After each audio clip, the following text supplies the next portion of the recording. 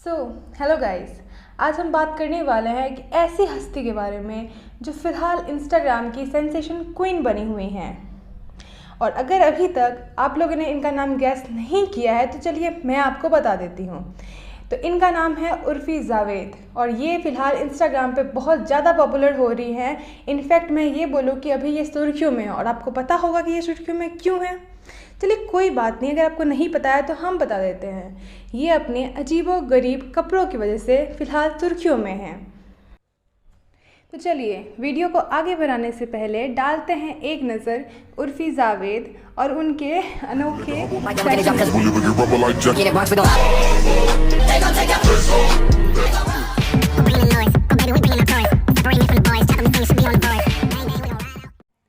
अब तो आप भी सोच रहे होंगे कि इनके इस अजीबो गरीबो कपड़ों को पहनने का क्या रीज़न है। आखिर ऐसी कौन सी वजह है कि उर्फ़ी ऐसे कपड़े पहनती हैं और इनको पहन के कहाँ जाती हैं, ये कहाँ से बिलोंग करती हैं, इनकी फैमिली कौन है, आखिर इनकी फैमिली में कौन कौन है, और ऐसे ही ढेर सारे सवालों के जवाब मिलने वाले हैं आपको इसी वीडियो के आगे। तो वीडियो में बने रहिए। उर्फ़ी के इंस्टाग्राम पे 2.6 मिलियन फ़ैन फॉलोइंग हैं, लेकिन उनमें से ज़्यादातर हेटर्स हैं, या मैं ये बोलूँ कि निगेटिव पीपल्स हैं जो इनके बारे में अच्छा नहीं बोलते, सिर्फ बुरा भला बोलते हैं, इनको गालियाँ देते हैं। वैसे तो नाम से क्लियर है उर्फ़ी जावेद, मतलब उर्फ़ी एक मुस्लिम फैमिली से थी और एक मुस्लिम कंजर्वेटिव फैमिली से निकल कर यहाँ तक पहुँचना कोई आम बात नहीं है और वो खुद को मुस्लिम भी नहीं मानती हैं, शायद ये बात आपको पता हो। तो जानते हैं इन सब की बातों के पीछे की क्या वजह है और क्यों लोग उर्फ़ी को इतना ज़्यादा ट्रोल करते हैं। खैर इन सारी बातों पे हम बस थोड़ी देर बाद चर्चा करेंगे। उससे पहले जान लेते हैं कि आखिर उर्फ़ी है कौन। उर्फ़ी का जन्म 15 अक्टूबर 1996 को नवाबों के शहर लखनऊ में हुआ था।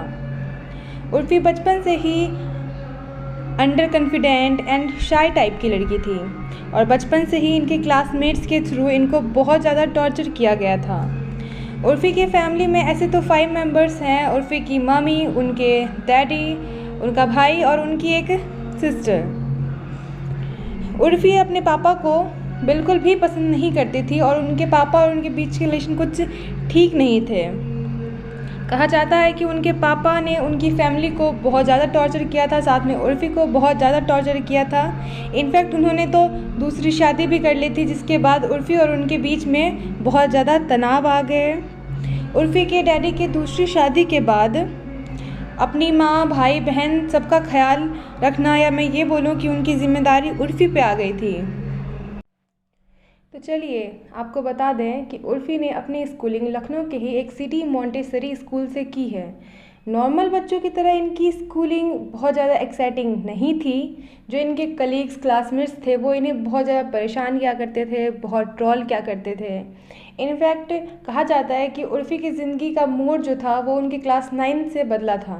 दरअसल जब उर्फ़ी केवल क्लास 9th में थी उसी वक्त उनके कुछ क्लासमेट्स ने उनके कुछ पर्सनल पिक्चर्स लीक कर दिए थे, जो कुछ ही दिनों के बाद एडल्ट वेबसाइट्स पे अपलोड कर दी गई थी और ये बात उर्फ़ी के घर वालों और उनके रिलेटिव्स तक भी पहुंच गई थी। उसके बाद रिलेटिव्स ने इन्हें बहुत ज़्यादा गंदा और बुरा भला कहना शुरू कर दिया। कुछ लोगों का तो यहाँ तक कहना था कि उर्फ़ी के बैंक अकाउंट को भी चेक करना चाहिए, क्योंकि ऐसे गंदे कामों से उर्फ़ी ने बहुत सारे पैसे कमा लिए होंगे। इन सब के बाद उर्फ़ी के घर वालों ने उनका स्कूल जाना भी बंद करवा दिया और कुछ समय के बाद जब वो उनकी स्कूलिंग दोबारा से शुरू कराई गई तो स्कूल जाने के बाद उर्फ़ी ने महसूस किया कि जैसा सोसाइटी में बिहेव हो रहा है उनके साथ, बिल्कुल सेम बर्ताव उनका स्कूल में भी है। इनफैक्ट यहाँ तक बात नहीं रुकी थी, कुछ समय के बाद उन्हें स्कूल से भी निकाल दिया गया। इन सब की वजह से उर्फ़ी बहुत टूट गई थी, वो बहुत ज़्यादा मेंटल टॉर्चर झेल रही थी। वो ये नहीं समझ पा रही थी आखिर उनके साथ ऐसा क्यों हो रहा है। अगर किसी ने उनकी फ़ोटोज़ एडल्ट वेबसाइट पर डाल भी दी है तो इसमें उनकी क्या गलती है। महज 14 साल की उम्र में उर्फ़ी ने घर वालों और सोसाइटी वालों का एक ऐसा रवैया फेस किया जिसे फेस करना वाकई में आसान नहीं है। शायद यही वजह है कि उर्फ़ी आज इतनी ज़्यादा स्ट्रॉन्ग है। इस दौरान उर्फ़ी बहुत ज़्यादा मेंटल टॉर्चर से गुज़र रही थी और जब उनके पापा ने दूसरी शादी कर ली थी तो वो और भी ज़्यादा टूट गई थी। फिर उन्होंने इस बात को एक्सेप्ट किया और उसको एक पॉजिटिव वे में लेते हुए उन्होंने ये सोचा कि जब उनके पापा दूसरी शादी कर लेंगे तो वो इस रिस्ट्रिक्शंस और टॉर्चर से हमेशा के लिए बाहर निकल जाएगी। जिस वक्त उर्फ़ी के पापा ने दूसरी शादी की थी उस वक्त वो ग्रेजुएशन कर रही थी और इसके साथ ही उन्होंने कॉल सेंटर में काम करना भी शुरू कर दिया था। इन्हें कॉल सेंटर में बस इतना ही पैसा मिल पाता था जिससे इनकी फैमिली 2 वक्त का खाना खा सकती थी। फिर उन्होंने 2015 में मुंबई आने का फ़ैसला किया। अब ये मुंबई तो आ गई थी, लेकिन ये थी बहुत अंडर कॉन्फिडेंट और शाय टाइप की लड़की। उर्फ़ी ने हमेशा खुद को क्रिटिसाइज़ होते ही देखा था। मुंबई आने के कुछ दिनों तक तो वो अपने एक फ्रेंड के साथ रही थी। उसकी दौरान उन्होंने सोचा कि जब मुंबई आ ही गई हूँ तो कुछ ना कुछ करके ही जाऊँगी, क्योंकि ज़िंदगी भर तो कॉल सेंटर के जॉब से काम चलने वाला है नहीं। फिर उन्होंने सीरियल्स के ऑडिशन देने का फ़ैसला किया, लेकिन उस समय ना तो उन्हें एक्टिंग आती थी ना ही उनका कोई कनेक्शन था, इसलिए उन्हें अपने पहले काम को ही करने के लिए बहुत ज़्यादा मेहनत करना पड़ा। तब जाके 2015 में उन्हें टैडी मैडी सीरियल में एक साइड रोल करने का मौका मिला और यही थी उनकी सीरियल्स में पहली डेब्यू। इसके बाद उन्होंने कई सीरियल्स में छोटे मोटे रोल किए। 2016 में इन्हें बड़े भैया की दुल्हनिया, कसौटी ज़िंदगी की, चंद्रनंदिनी जैसी कई सीरियल्स में साइड रोल में देखा गया, लेकिन उर्फ़ी को अभी तक कोई रिकग्निशन देने वाला काम नहीं मिला था। कुछ महीने पहले ही वो बिग बॉस में भी दिखाई दी गई हैं, जिसमें पहले ही हफ्ते उन्हें इविक्ट कर दिया गया। लेकिन बिग बॉस करने के बाद इन्हें थोड़े बहुत लोग पहचानने लगे, लेकिन उर्फ़ी को जो असली पहचान मिली है वो पहचान उन्हें दी है सोशल मीडिया ने, जहाँ पे लोग उर्फ़ी को जानते हैं उनके बेढंगे, अतरंगे या मैं ये बोलूँ उल्टे सीधे कपड़ों की वजह से। उर्फ़ी के चाहने वालों में ज़्यादातर लोग निगेटिव है, जो उनके बारे में बुरी बुरी बातें करते हैं। इसकी वजह से उर्फ़ी का ये कहना है कि सोशल मीडिया कोई सोशल मीडिया नहीं रहा है, ये अब 90s की सास हो गई है।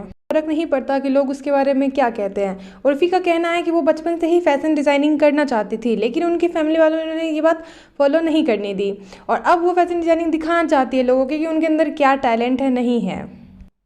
पर उर्फ़ी को ये समझना चाहिए कि रेड कारपेट पे अगर ऐसे कपड़े पहन के जाया जाए तो एक हद तक सही लगता है, पर अब ऐसे कपड़े पहन के रोड पे कौन घूमता है यार।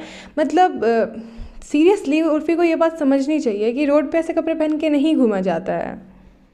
वैसे ये मेरा पर्सनल पॉइंट ऑफ व्यू है, बट आप लोग क्या सोचते हैं आप लोग कह सकते हो। खास करके ऐसे कपड़े तो हमें बिल्कुल नहीं पहनने चाहिए जो हमें खुद ही अनकम्फर्टेबल लगे।